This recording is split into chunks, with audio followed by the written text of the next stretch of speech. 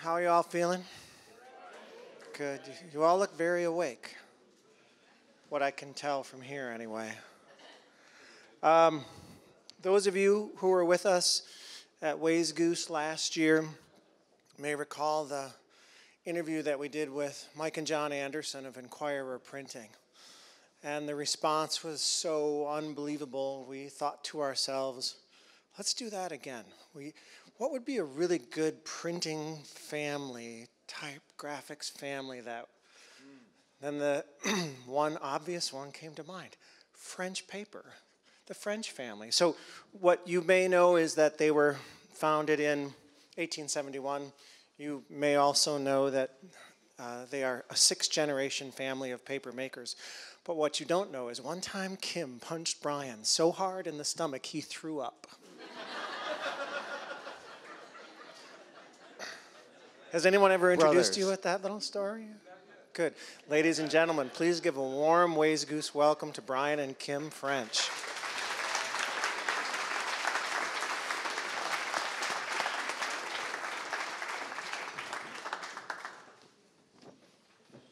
Welcome, welcome. Thank you. Good to have you here. We only bring the best looking audience we possibly can. I can tell. Yeah, very good looking audience. Jim, I think you get to start. All right, I will. So my first question was pretty much, what stories can you tell about the family and how they ran the company in the early years? And we obviously got one family story out of the way. You do it by force, which, as an older brother, I get it. But memories that you've got from the way that was, or stories you were told? Yeah, it goes back a long ways. So everything we get, it's kind of like playing telephone. I think over the years the stories have kind of modified themselves. But Niles is a really small town that we're in. Being in town here, it feels very much like home.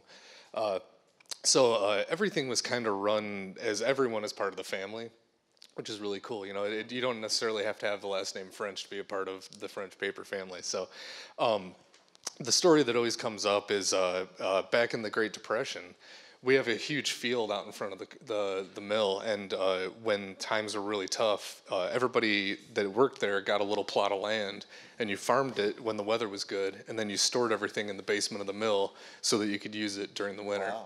Wow. Yeah.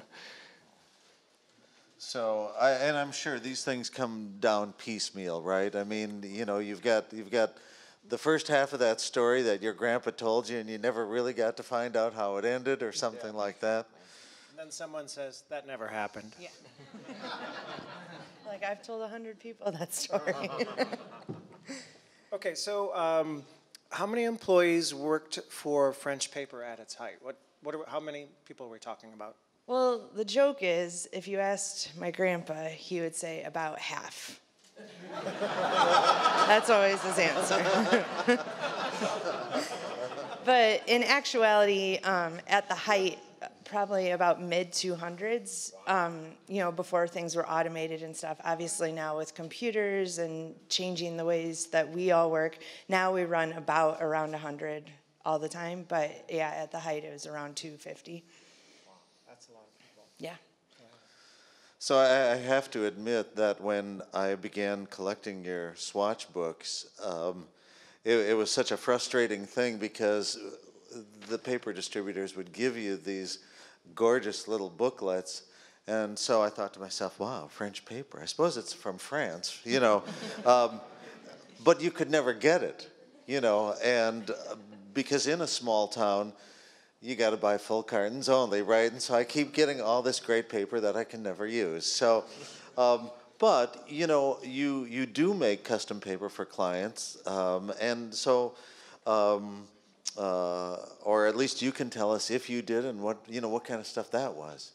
Yeah. We one of the cool capabilities of our mill and our machine is that we have the capability to do custom things. We don't necessarily have to just make our stocking grades every day in and day out. So the fun thing is when big companies come in and they have this really cool idea, we can literally custom tailor something right to what they want. So whether it's your logo Pantone color. We can make a paper to match that, or even all the way down to adding ingredients in. So Starbucks came and they said, hey, we want to put coffee grounds in paper like you do a speckle tone. So we did that. The French paper motto is, I'm not sure if we can do it, but we'll give it a shot. So we've done a lot of those things in the past. We've done glitter for Hallmark. We've done grass clippings for the PGA Tour. Lots of really cool things like that. And that's one of the things that kind of keeps us around is we're willing to do some of those crazy things that most other guys would say, I'm not putting that in my paper machine. So when somebody like that, a monster company comes along, how much of your production does that basically take up to put out their product? Oh, it's less than you would think. I mean, so the way our mill operates, we run 24 hours a day, and so it's constantly running. And we're making between 10 and 15,000 pounds of paper an hour. So to do a custom color or one of those crazy ingredients, it's only a 10,000 pound minimum, which is the smallest on the market by a long shot. So it's about an hour of manufacturing to do something like that. Obviously, if they go bigger, it takes a little more time, but it's not outrageous. Well, I think the reason I wonder that is because coming from the small end of paper consumption, it's like, yeah, I might need 5 cartons for this job I'm running, So it always seems like, yeah, they probably have to all work on the same job at once, but no. Yeah, it's pretty cool, and I mean that's the beauty of being a small mill. We're not gigantic, so literally we love the 50 sheet 8.5 by 11 order, and we love the big giant fun crazy order too, and everything in between, because all of that keeps our machine turning. Right. One of the photos that really intrigued me is this one of your hydroelectric dam. So we think about green energy, we think about, we market the fact that we recycle some of the extra paper that we don't use, right? So back when this was done, was it a marketed thing, or was this something that they touted as being cool? There wasn't even anything such as hydropower to even brag about back then. It's just based out of necessity. We had to build a dam because that's the energy that we had available. The town that we live in couldn't generate enough power to keep the machine running, and if the machine's running, there's paper. If it's not, there's no paper, so we had to keep it going. So we have this river, and so we're like, let's build a dam. And the dam was literally built wheelbarrow by wheelbarrow, and it took 5 years to finish, but now we have it, and it's great, and it gives us all our energy. So, and now we can talk about it because it is a cool thing. Yeah, before there was a green. And the coolest part about that, in my opinion, we built this thing in 1822, we started making our own power. And the generator that we had there that day is literally still turning right now as we speak. So that guy, a 95-year-old generator is making power for us to still today. We have 3 more on top of that, but it's pretty cool that the original old guy is still out there just running away.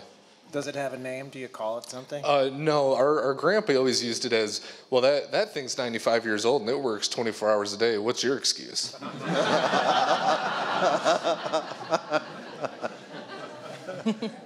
Go ahead, Jim. Do you have any sense of what sort of changes had to be made in production as that movement from letterpress to offset came about? Yeah, we're again. You'll notice there's a lot of things that happen that were sheer luck for us. Truly, the lucky part about the stuff we manufacture is our paper lends itself very well to both sides. So not a lot of changes had to be made. Surface sizing is a little different. We've modified the way we add ingredients to our sizing, and the actual size of the paper, obviously, as presses got bigger and bigger. Sure. So we modified those things, but truly, I mean, our paper itself, the makeup, didn't change a whole lot between letterpress and offset. It was kind of an interesting little bit yesterday when I was doing the back side tour. People are often curious about things like Big Bertha over there as a 1-sheeter or a 2-sheeter thing. And so it's like, where do you get this stuff? And I think Cellini was on the tour, and she did a really fine job of saying, these things are driven by, the paper companies and the presses and the demand. And, they do kind of force you to go where they're going to go, right? Oh, absolutely, yeah. And it's at the end of the day, it's whatever the customer's looking for. We sell 8.5 by 11 sheets, and we also sell 107-inch rolls. So it's anywhere in between. I mean, and it truly just comes down to what is needed to get the work done. Yeah. I want to go a few slides back to talk about family stuff. Kim, can you tell us stories about your father, grandfather, great-great-great-grandfather? Were they easy people to work for? Well, great-grandpa passed away at a pretty young age, but he was really well known in town. He was served for the mayor for a little while, and Grandpa was pretty much the same way. If something's happening in Niles, Grandpa knows about it. Dad knew about it. We couldn't get in trouble. Yeah, that's it was for hard sure. to hide. But I think our family's really well known in Niles and really well respected. Working for Dad is fun and a challenge, and there's a lot of pressure. Why is your brother laughing? That was a very PC answer. Yeah, I'm trying to be nice. Dad, are you here? Okay, it sucks. Say whatever you want. No, it's fun working for them, and Brian had the pleasure of working with Grandpa every single day, and that's time that you can never get back. And he learned so many stories that he shares with me all the time, and such a nice thing to be able to have. And I like working with Dad because you just learn things just from hanging around and being with them. So they're good people to work for most of the time. Probably the most illustrative thing to tell you about the way these guys operate, and I say these guys because I'm not sure I'm cut from the same cloth, but our grandfather passed away last year in August, and up until 6 days before he passed away, he was working 6 days a week, getting there at 4:30 in the morning. Every single day for his whole life. I mean, that's the way this guy was at 92 years old, coming in every single day, and he made sure things got done. So that's the kind of way. His joke is always, "You'll carry me out in a pine box." It's hard to give an excuse to a guy like that, isn't it? It definitely is. Yeah. Right. Well, so we've got the nice photographs of the sort of generational line. Do you have other images like in the family photo albums of people in the mill and stuff like that? You want me to take? Yeah. So the Frenches historically just throw everything away. So we don't have a lot of images left. Like if you're looking at it, it's something we randomly found in the basement in a box that someone was just going to toss into the dumpster. It's probably a good thing. We're a French paper company, not French modeling company. You probably want fewer pictures of us. But luckily we found some things. Unfortunately, there aren't as many as one would hope. But what we found is really interesting and cool to learn from. Yeah, and it's one of those things that I think back in the day, those guys really didn't know the value this stuff would hold. They didn't necessarily know 150 years later we'd be sitting here hanging out. So Right. The cool part about this one, the bat boy on the right is actually our grandpa, and then the guy on the far right in the back row is his dad. So that's the cool. Yeah, they were the national champs of the softball league. Wow. Is that like a 3-4 team league or something like that? I think the championship was in St. Louis. Oh, wow. Yeah, so they drove all the way down. Did you play against other paper companies? I honestly am not sure. We also had we have a jug that someone brought us, and they bought it at a yard sale, and they thought it was cool. And it's a jug, a lot like sports trophies were back in the day. It's an old spittoon jug, and it's got the champion of every year written on the sides, and it's all the way around. And it was the French paper bowling league. So these people bought it and said, "I knew you guys had to have this," and they dropped it off to us. Boy. But it's the bowling league jug trophy. It's a lot of prestige that goes along with that, I'm sure. Really, really fancy stuff we got. So, do you have recollections of like those folks beyond family who say worked there for the entire career, or the 50-year guy or gal? Yeah, again, as a small town, we have the best workforce in the world. We really do.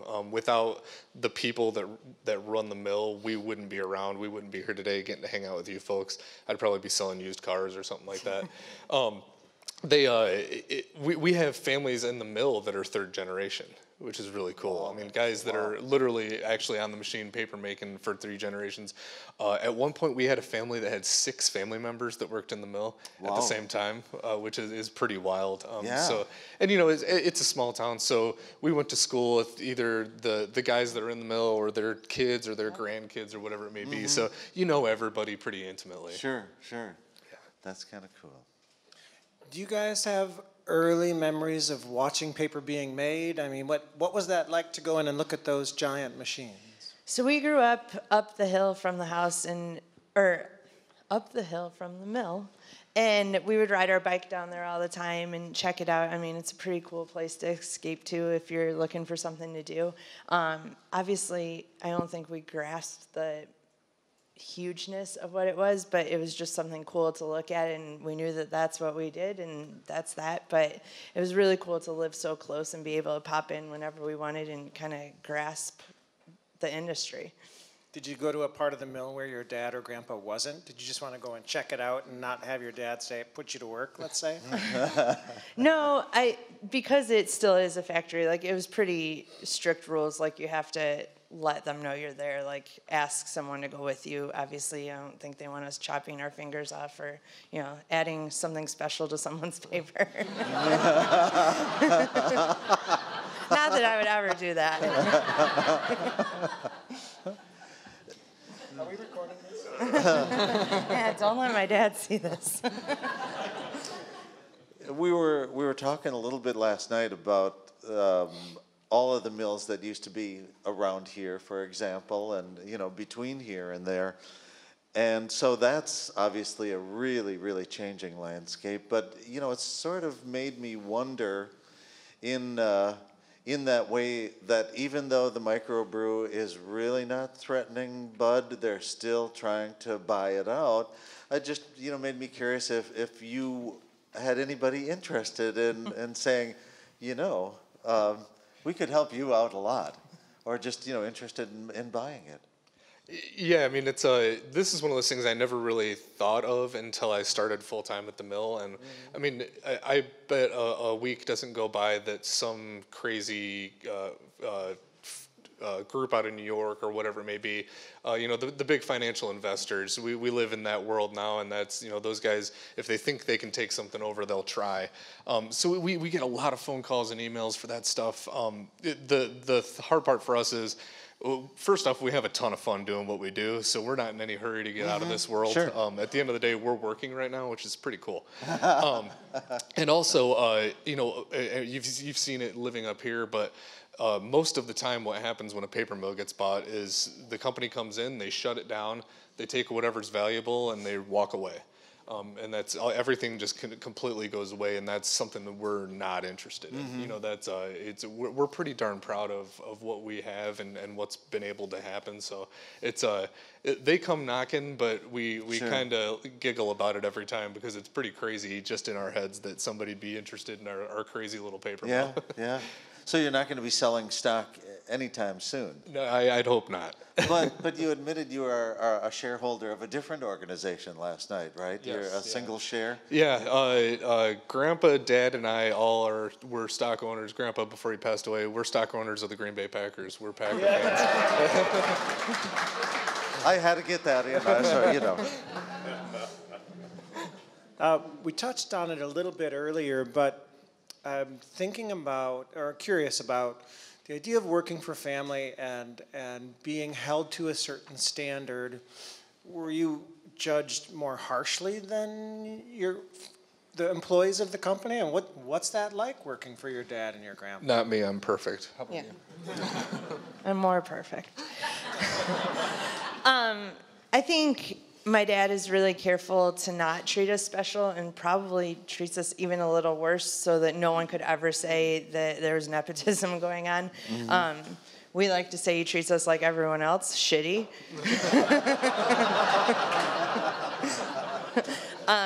He's very, very careful to make sure we're treated as equals, and I think everyone else treats us as such, but they've known us our entire lives. Most of the people working at the mill have worked there since we were born, so I mean, we're just part of the family, just as they are. So I think we all just kind of hold hands and we're in this together, and no one really thinks of us as anything special, because we're not.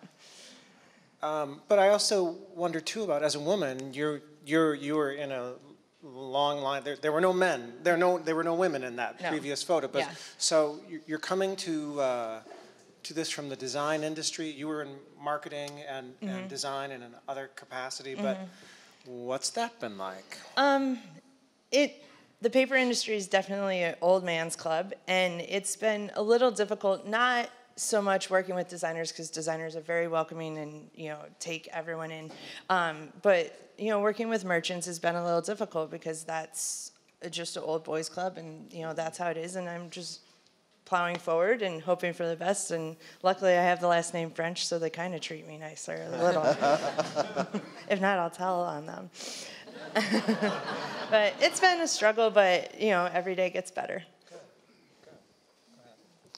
Well, I want to shift gears a little bit, because it is nice to know about your family history as far back as it can go. But truthfully, if somebody said, "Tell us a little about your great grandfather," it's like, I don't even know his name. So it's a little tough. But on a newer note, the CSA partnership is obviously a pretty cool thing, and I'm just curious to hear a little on how, that came together, or, that sort of thing. I mean, it's meshed, I would say. Yeah. Like pulp.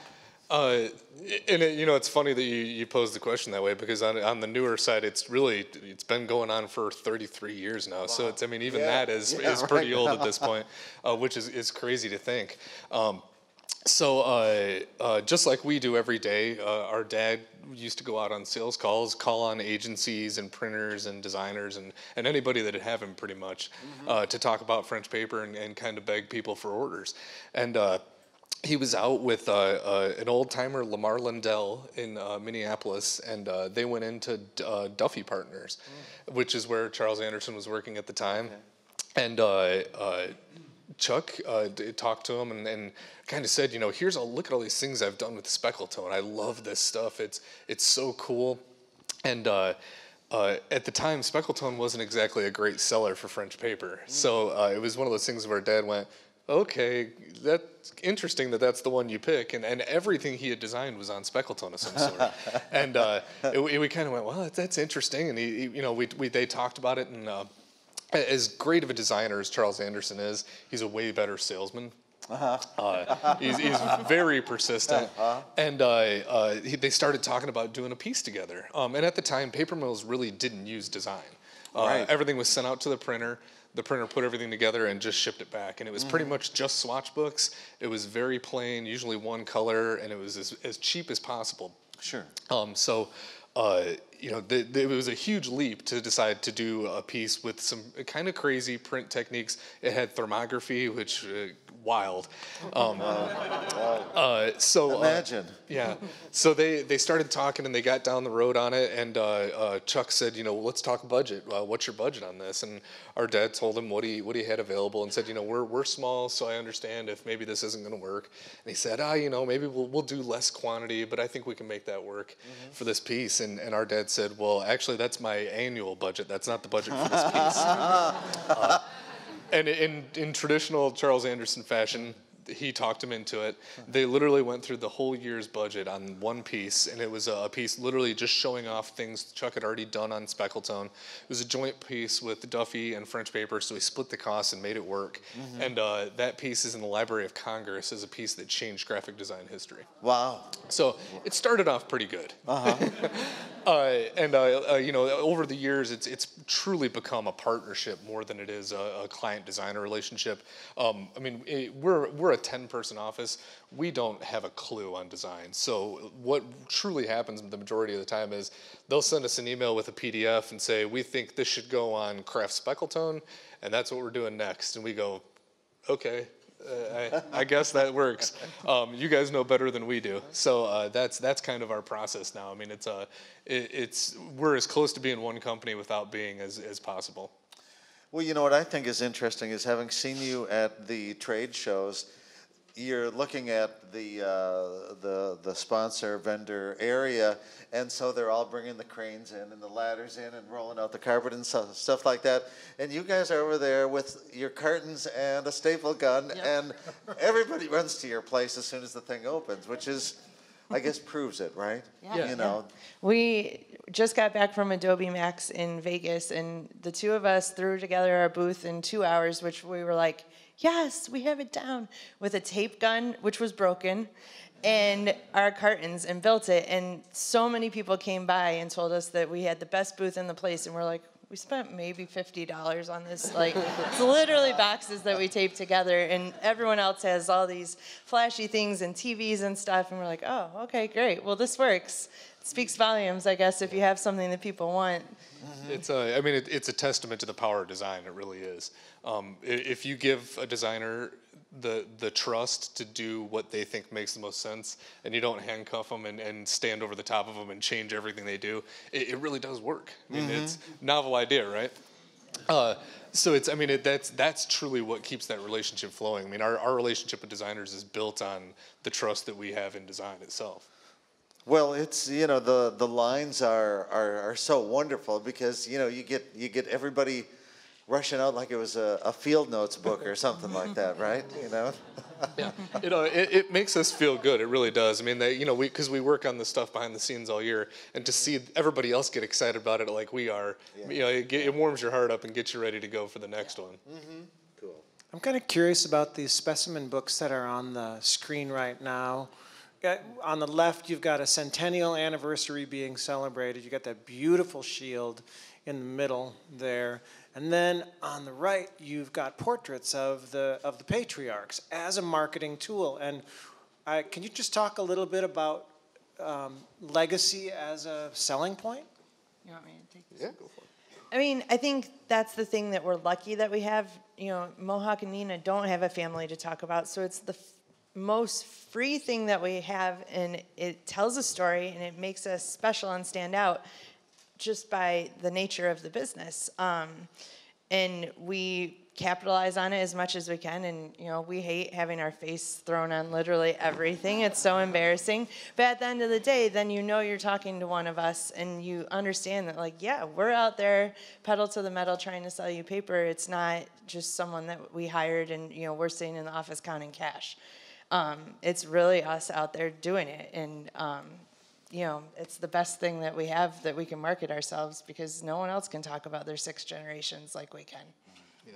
So can you say to CSA, that doesn't look anything like me? Or actually, I don't have my hair cut like that anymore. No, so no, part they it on don't the care. other side now. Actually, no, it's still, you've shifted the part a little. It's a nice look. It's good. Thank you, yes.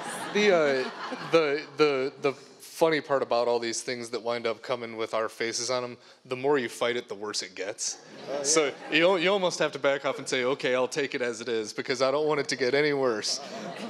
I imagine your dad was immediately receptive to an inflatable image of himself, right? Not at all. So the funny story about the inflatable doll, they came up with the idea, and it's pretty cool. And the other side of the family stuff is it kind of illustrates that we're not from France. It is Jerry. So, but the original prototype of the blow up Jerry came in, and the inflatable was in the front in the crotch region.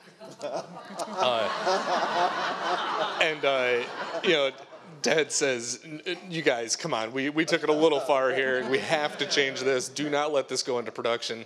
So, and they said, all right, we'll change it. We thought we'd get one over on you. Then the full shipment comes through, and it's right on the rear. So. Chuck Anderson does a wicked impersonation of your dad, and it's a one-word impersonation. Anderson! That's all it is. Yeah. But he's got the voice. Spot on. Yeah, no. Anderson, he shakes his fist. I'm curious about this piece right here. This. Any idea what this is? This is cool. This is interesting because I had never seen it until Eric from CSA sent it down to you folks for this.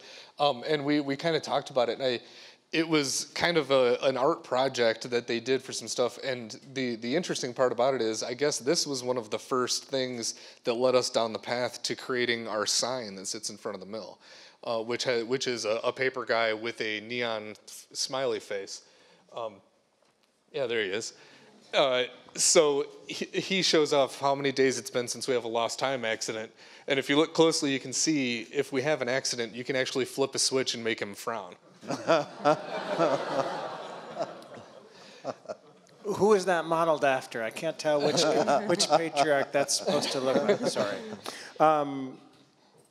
Did you see a shift in focus from printers as clients to designers as clients? And is that a long time in coming, or is that changing rapidly?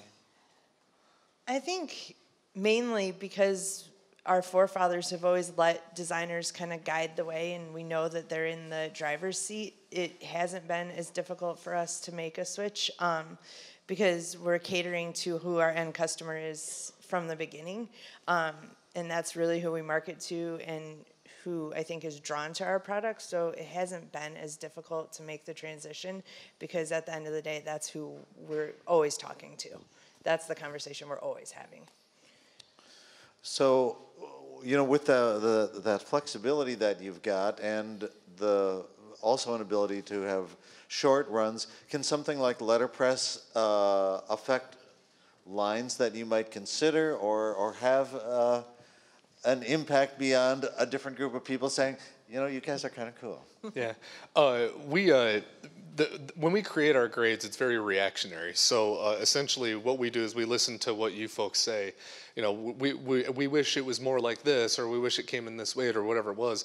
And the interesting thing is, for the past 10 years, 15 years, everything has been, can you go thicker? Can you go a little thicker? Yeah. Can we get a little thicker than that? So it's one of those things, again, we're very lucky. Our machine has a huge basis weight range. We create a wider range with one machine than a lot of the other mills do with 3, 4, 5 machines. So like our 18-point muscle tone is all one sheet. It doesn't have to be 2 sheets glued together, which a lot of other folks have to do. Sure. And so that's, yeah, I mean, absolutely. The thicker era is definitely something that mostly letterpress designers led us down that path, truly. Sure. Yeah. You talked about the power, the generator in the river being 95 years old. This machine on screen right now, how old are the machines you're currently working with? Is something like this still running? Yeah, so actually that's one of our embossers, and that we have 2 of those, and they're sitting in the mill right now, probably running as we speak. Yeah, they're embossing one of my customers' orders right this second. So that guy's still in there. It's a little worse for wear, but the interesting thing is, like an embosser like that, if you went to buy a new one today, it would look a lot like that. So there's really no reason to reinvent the wheel just because that. The paper machine itself is kind of a different story. Technology has come a long way on paper machines. So the machine itself, the oldest part of the machine is like 12 years old. And it's actually a frame. So everything else is very updated, very, very new. And it kind of sits inside this 150-year-old shell, which is pretty cool. So you get. Is that this one on screen? Oh yes, that's the dryer section there itself of the paper machine. And that frame that you see there is actually gone now. There's a new one that's nowhere near as cool looking.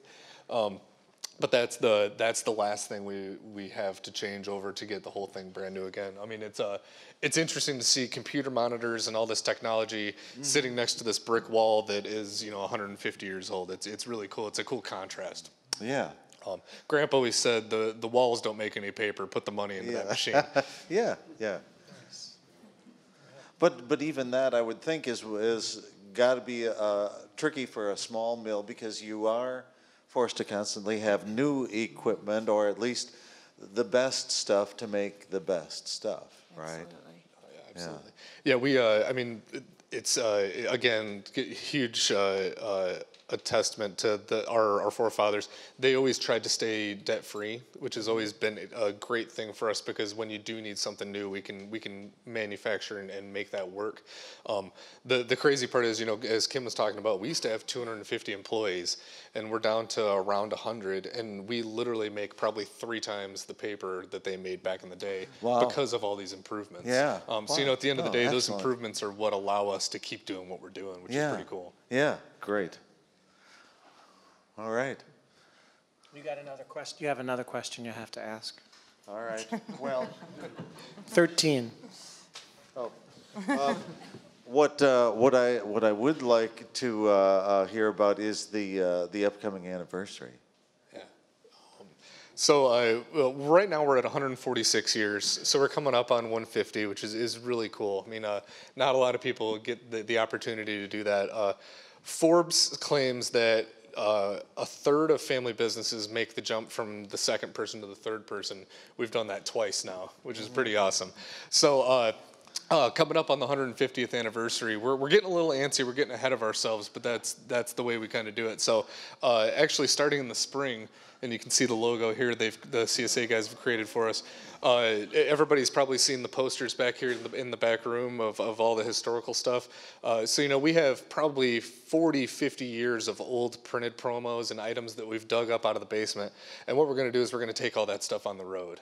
So we're going to do pop-up shows and kind of show everybody all this old stuff so everybody can see it that maybe wasn't around back then, or maybe the people that have seen it and just want to see it all over again. Sure. Yeah. So kind of as a celebration to share that with everybody and enjoy it. So we bought a little van and we're going to drive around the country Aaron Draplin style. And, yeah. Can't wait.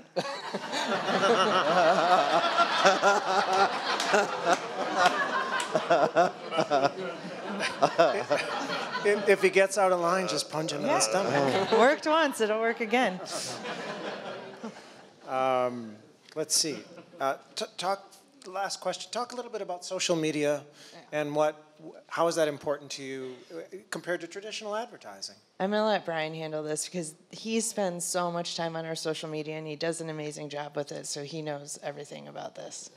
I mean, it started as kind of just a personal passion thing for me. I love everybody here knows the community is the fun part of what the little world we live in. Whether it's design, print, all this little area we have, the community is incredible. And the social media, to me personally, it started out as just a way to reach out to people and meet all these people. And I mean, I've literally made friendships through Instagram. I had two guys that came to my wedding that I met on Instagram, which is probably the weirdest thing in the world. But over time, it's kind of evolved into, not a lot of people will ever get out to Niles, Michigan to see a paper mill. So I've kind of tried to turn it into showing everybody kind of behind the curtain, seeing the process behind the scenes. We have a very weird, very small mill, and it's not like any others. So it's fun for me to be able to show off what's happening every day, to let people see, how much stuff really goes through, how much variation there is in a day. So, I mean, pretty much what happens is I go through the mill 5 or 6 times a day, and I've always done that, but now I just carry a camera with me. So I snag photos whenever there's something cool and new. We're making 20 colors in a 4 or 5 day span. So there's always something new. There's always new rolls sitting out. There's always something fun. So it's truly just become being able to show it off and kind of let people experience what we do day to day, because it's a weird thing. I mean, not a lot of people will ever get to see a paper mill. So we want to share that. I think it's kind of interesting and cool that a paper company can be your pal, or sort of, but it's because of you guys. So that's a pretty neat thing. Yeah. We should open the floor up to questions. I've got one over there. Keep them easy. Softballs, please. Well, the easy is relative, I guess. So one question I have is if each of you had your own personal letterhead, which paper of yours that you would choose? Like you could choose any paper, which one you would? That's a great question. I choose Night Shift Blue. That's my favorite paper that we make, and I would definitely have gold lettering on it. Clearly, I've thought this through a little more than I thought, actually. I'm going to be placing an order tonight, I guess. Whenever somebody asks me a question about like what's your favorite paper, I'm like, well, am I allowed to have a favorite? That's like, what's your favorite kid, right? I love Butcher's the Surface. I would probably go Butcher Orange. Yeah.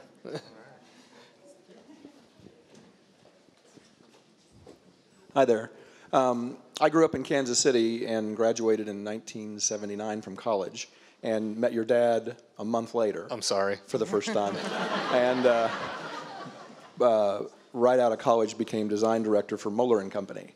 And so your dad was in our studios probably every couple months. Yeah. And then we met Chuck, and then we've been friends for a long, long time. So I have your paper promotions. I have more stuff than saw on the other side of this wall.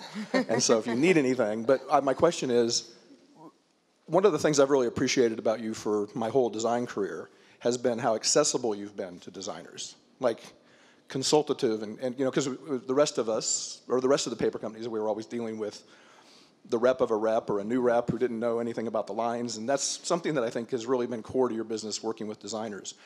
Are you guys now, or have you made some effort to go back from this archival standpoint and document much better, save many more samples, and kind of think differently than you were doing, let's say, 50 years ago? And truly it comes down to when we started talking about this stuff, and when we do events like this, the lack of things that have been saved before us, and truly it's just been since I started, I've been trying to slowly make sure we get this stuff documented, even if it just gets photographed so that we have a good photo of it for later.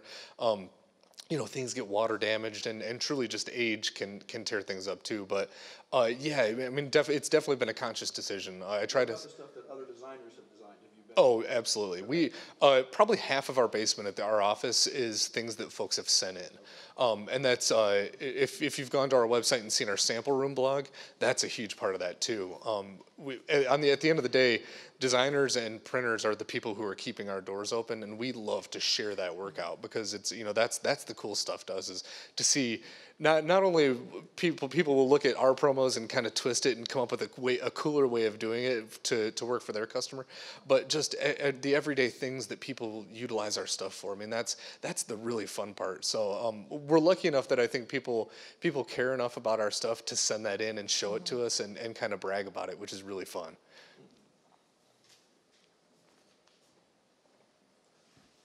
Kind of 2 points. One thing is, French is an amazing website to go to. It's like my next door neighbor is making paper for me. And I just need a few, and you can just get it. You can get it whatever size it is. It's killer the way you make your paper available. And, oh yeah, I need those envelopes too. Right. That kind of thing, first thing. Second thing is, our most recent book we're doing at Lead Graffiti is using your 140-pound black speckle tone. Nice. Thank you. No question, but. Thank you.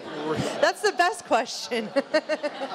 Yeah, the website's a really funny thing with us. You know, we started it, we're 19 years now we've had that thing. FrenchPaper.com was alive the same year that Google started. We actually beat them to the punch, which is crazy. And that was truly Charles Anderson. He had the foresight. He saw this thing coming down the pike, and he said, "You got to be the first ones out there to do this." And our dad, this is a true story. He told them, "This is not going to work. This internet thing is not going to last." He's like, and he said, "I'm not going to hire somebody to run a warehouse to ship this stuff and then have to fire them when the internet goes away." So, 19 years ago, he made our mom start running this warehouse, and she's still there today. And she hates every moment of it. So if you order from our website, the return address name is Terry French. That's our mom. I'm curious about how the market, or the market that you produce for, has changed over the history of French paper. So what are the markets besides the printing industry that French has produced paper for? And maybe how have you seen that change within your own lifetime? I think the industry's changed a lot. Like, you know, back in the day, we had a huge annual report business, and then that's gone away. And luckily, we've always been able to find something to replace it. A great example would be like the stamping community. Stamping was so big, and we had tons of customers ordering a ton of paper. And now, you know, stamping's kind of dwindled, and there's 3 customers, and they're certainly not ordering as much as they used to. So we had to find something else, and packaging has really come in and taken that place. And we do a lot of cosmetic and fragrance packaging, you know, things that you don't really think about, oh, that's paper, and it has to be nice paper, you know, it has to have a great look on the shelf. And so we've been able to kind of replace things. It's just being creative and finding a new way to think about paper that then we can replace and, you know, keep our doors open. Yeah. Pretty crazy statistic. of our top 5 customers, 3 of them weren't our customers 5 years ago. And that's pretty consistent through as time goes on. I mean, it literally turns over, which it's wild. Again, we're lucky to be small because we can kind of shoot for the niches and find a new place to go. The mill itself actually started as they made paper baking trays. So when you baked bread or pies, you put it inside our trays. When steel became more workable and they figured that out, they made them out of metal, and the industry literally went away. And we changed the machine out entirely, put a whole new machine in, and started making text and cover. So I mean, that's a huge change, obviously, pretty drastic compared to just hitting a new market. But yeah, things have changed overall a lot since we started. Got one more over here. Okay, excuse me. I want to change the subject just a little bit. Would you talk about pulp sourcing and production and turnaround time? Kind of like walk through how all this comes about to the end? Yeah. So French paper is what's called a non-integrated mill. So we don't ever touch a raw tree. We don't bring any of that stuff in. We don't do any of the nasty chemical processes. If you hear about a place or you go to a town where there's an integrated paper mill, they have that bad reputation for smelly and all that nasty stuff. We don't do any of that. We went in a town of 10,000 people. We went to high school with people that didn't know French paper actually still made paper. Yeah. We're placed literally downtown Niles. There are people that live 50 yards away, so we don't have any of that stuff, which is pretty cool. It's also what drove us to be recycled, because back in the day when we couldn't source fiber from outside sources, we had to start bringing in recycled stuff and figure out a way to reuse it. So that's kind of why we pioneered that stuff. So the majority of our fiber we buy in from outside sources, and it's envelope clippings or scrap or whatever it may be. Also, other paper mills can't use their waste a lot of times, so we'll buy their waste and bring it in and remake it.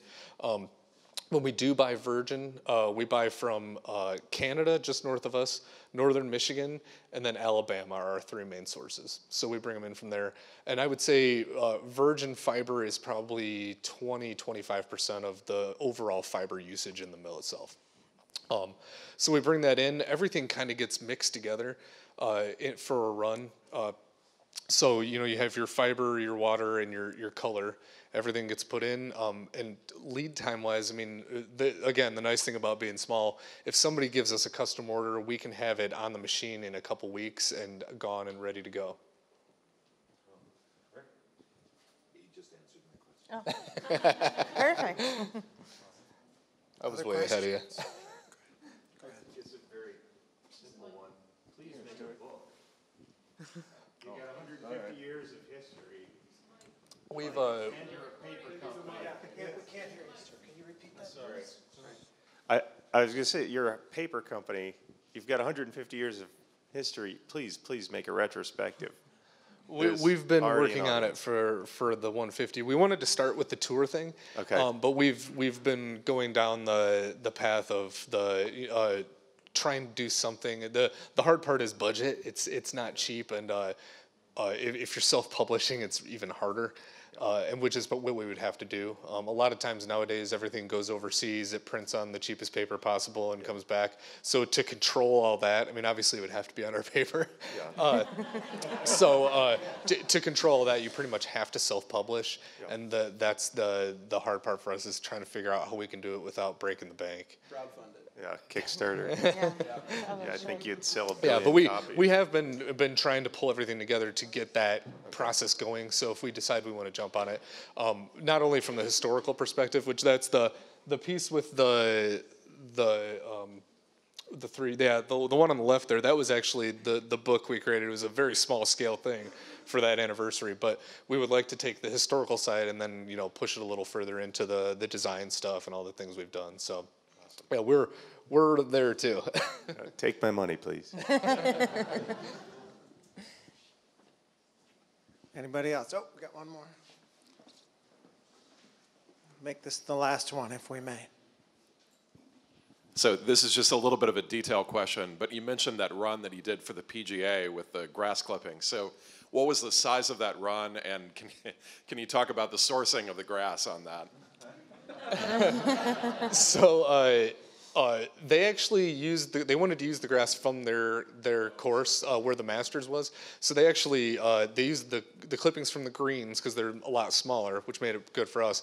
And it took a couple trials. The first one we did, we put it in, it looked great, and after about 3 weeks, it rotted inside the sheet.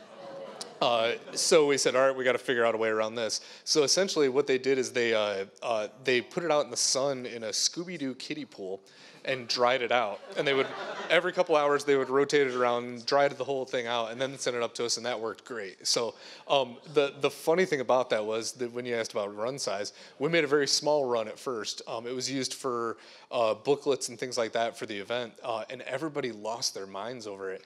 They actually created a paper company, an LLC, and sold it for about 8 years to smaller golf courses and stuff because it was such a hit. You know, totally random, but it worked out for them.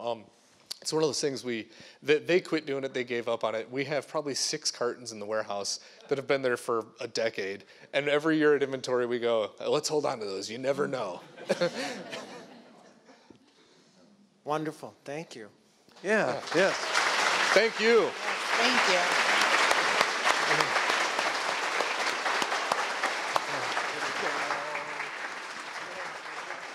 Well done, man.